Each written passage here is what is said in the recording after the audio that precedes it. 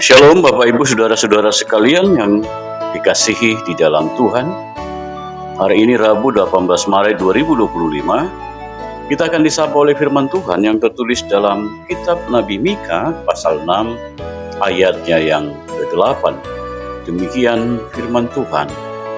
Hai manusia, telah diberitahukan kepadamu apa yang baik, dan apakah yang dituntut Tuhan daripadamu, selain berlaku adil, mencintai kesetiaan, dan hidup dengan rendah hati di hadapan Allahmu. Demikian firman Tuhan.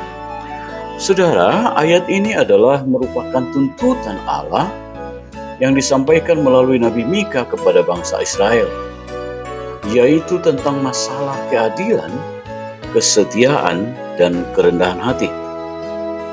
Pada ayat sebelumnya, ayat 1 sampai dengan 5, Tuhan melalui Nabi Mika mengingatkan bangsa Israel bahwa Tuhan telah menuntun mereka keluar dari tanah Mesir dan telah membebaskan mereka dari rumah perbudakan. Tuhan juga mengingatkan mereka tentang peristiwa-peristiwa yang mereka alami selama dalam perjalanan dari Mesir ke tanah Kanaan.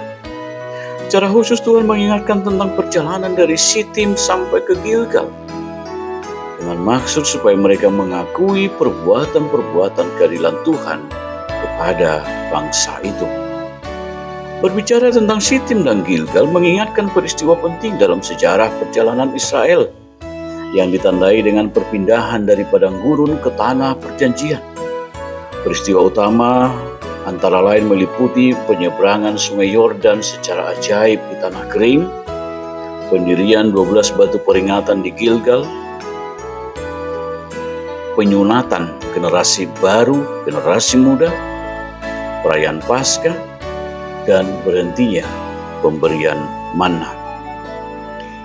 Peristiwa ini merupakan transisi dari masa pengembaraan ke masa penaklukan dengan penekanan pada ketaatan dan pengakuan akan perbuatan ajaib Tuhan. Lalu di ayat 6 dan 7 ada serangkaian pertanyaan yang dimulai dengan kalimat, dengan apakah aku akan pergi menghadap Tuhan? Dengan persembahan korban bakarankah? Atau apakah mereka harus mempersembahkan anak sulung sebagai korban bagi Tuhan? Apakah itu cukup untuk menutupi dosa mereka?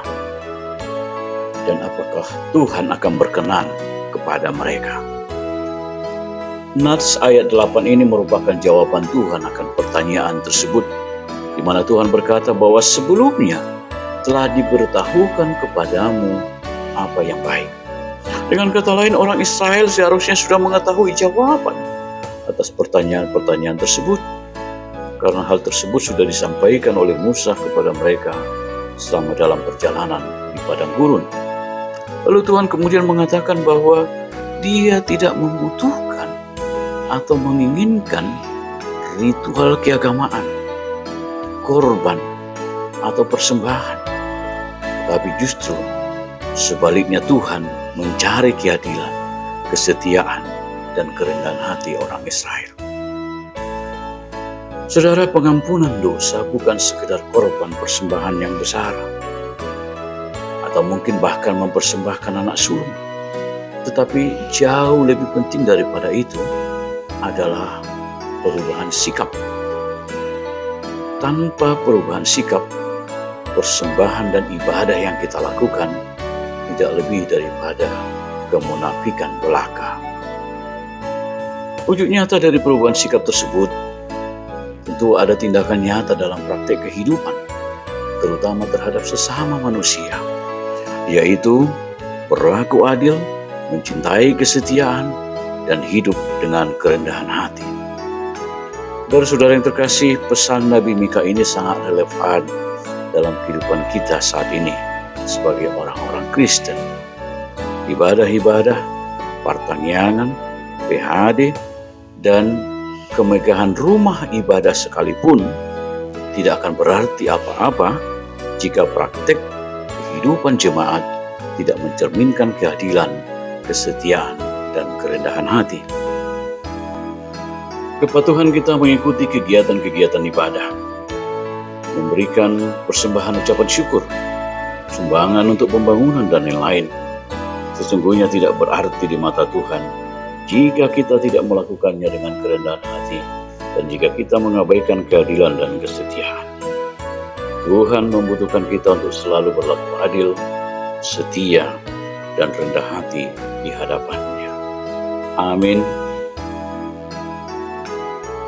Kita berdoa. Terima kasih Tuhan untuk firman-Mu yang mengingatkan kami untuk selalu berlaku adil, setia, dan rendah hati. Amin.